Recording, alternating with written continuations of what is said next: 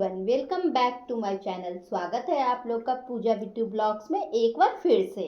तो आप लोग सब लोग कैसे हो फ्रेंड्स? आई होप कि आप लोग अच्छे होंगे, स्वस्थ होंगे और अपनी अपनी लाइफ में सब लोग मस्त होंगे। तो मॉर्निंग 5 बजे से मेरा रूटीन स्टार्ट हो चुका है। तो सुबह सुबह मैं उठ के और आ चुकी थी नीचे, क्योंकि जैसा कि आप लोग जानते ही होंगे कि हम लोग डेली छत पे ही सोते हैं। तो छत पे मेरी नींद ना मतलब 5 बजे खुल चुकी थी। और उसके बाद मैं नीचे आई, थोड़ा सा फ्रेश हुई और उसके बाद ना मैं सबसे पहले ना अपने बाल को ना ठीक तरीके से समेट लेती हूँ, क्योंकि आप लोग को पता ही है कि गर्मी कितनी ज़्यादा बढ़ रही है और कितना ज़्यादा गर्मी मतलब कर रहा है अभी। तो सब मतलब बाल ऊपर फोल्ड करके लगा लो ना, तो फिर मतलब एक थोड़ा सा तो मतलब राहत लगता है। और बाल अगर खुले रहे और फिर इधर से उधर मतलब जैसे मतलब रात को तो आप लोग सोते हो ना, तो बाल जैसे तैसे हो जाते हैं। तो उसको सुबह उठ के ना सबसे पहले समेट लेना चाहिए, ताकि ना थोड़ा सा मतलब ठीक लगे। और ऐसे ना अगर बाल बिखरे बिखरे रहते हैं ना, तो फिर मतलब होता है ना मॉर्निंग में ना उतना अच्छी फीलिंग नहीं आती, लगता है जैसे मतलब गर्मी गर्मी जैसा भी लगता है। और फिर अच्छा भी नहीं लगता, देखने में भी अच्छा नहीं लगता।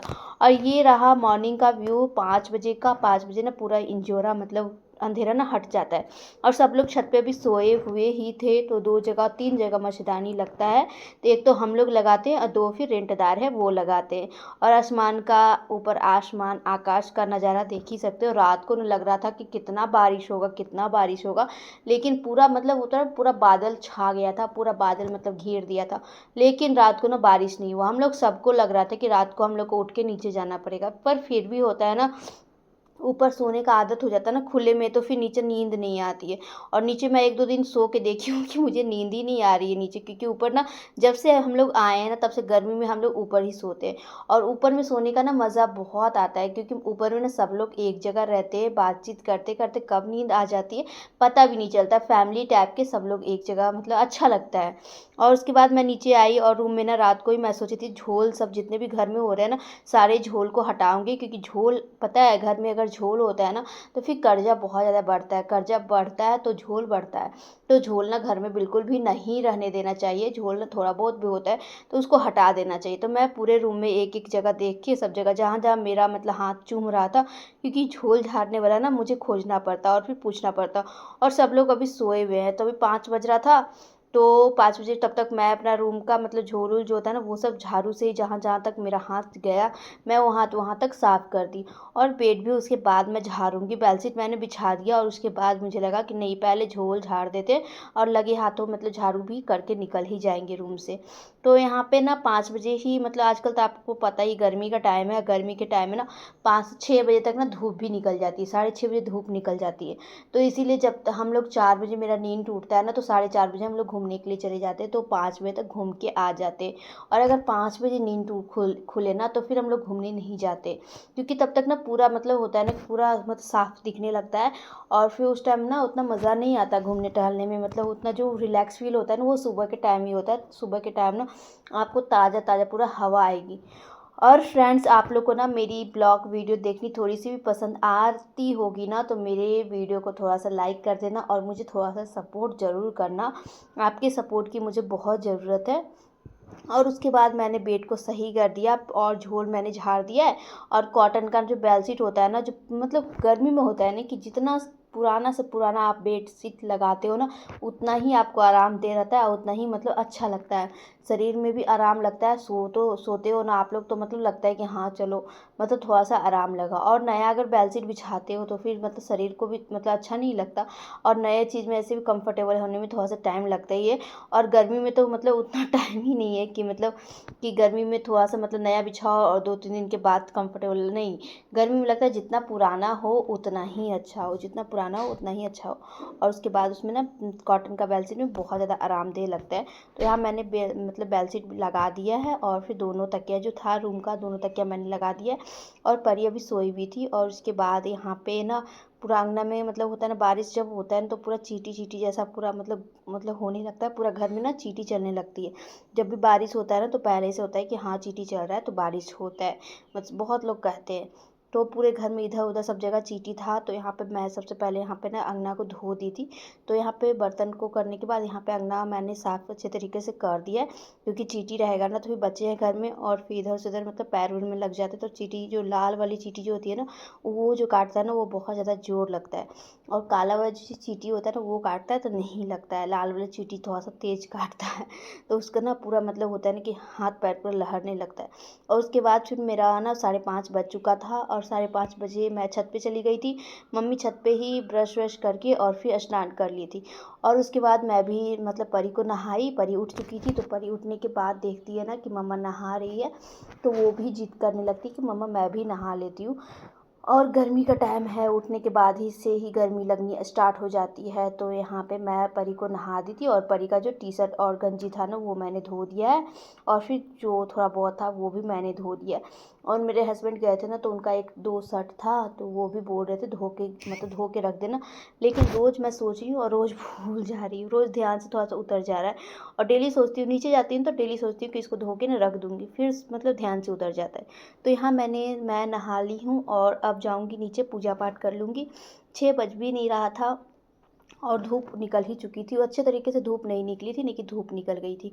और छत पे जाके मैंने सारा जो बेड जो हम लोग बिछा के सोते हैं ना वो मैंने समेट लिया है। और उसके बाद यहाँ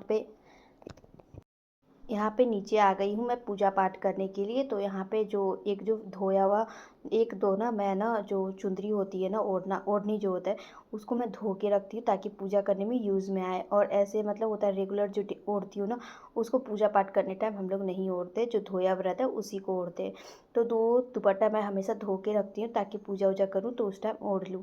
और एक तरफ मैंने चेयर लगा दिया है, परी भी यहाँ पे पूजा करेगी, क्योंकि वो होता है ना कि मतलब मम्मा नहा लिए मतलब मम्मा पूजा करी तो मैं भी पूजा करूँगी। और बच्चे को ना सिखाना भी चाहिए, जो मतलब अच्छी अच्छी चीज़ें होती है ना वो सब बच्चे को धीरे धीरे सिखाना चाहिए, क्योंकि बच्चे ना धीरे धीरे ही सीखते हैं और जैसा देखते हैं ना वैसा ही सीखते हैं।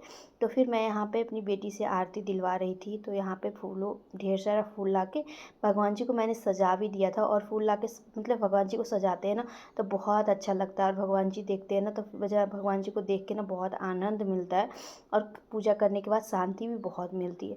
और ये रहे मेरे छोटे से मंदिर भगवान का। तो आप लोग भी एक बार प्रणाम कर लो। सुबह का टाइम है, मॉर्निंग का टाइम है, मॉर्निंग के टाइम भगवान जी का अगर दर्शन हो जाता है ना तो मज़ा आ जाता है। तो यहाँ पे बहुत सुंदर लग रहा है पूरा, मतलब दिया हुआ है सब कुछ मैंने जला दिया है। और उसके बाद यहाँ भाभी बना ली थी खाना। तो यहाँ पे चावल दाल चोखा और फिर आलू का भुजिया भी बनाई थी।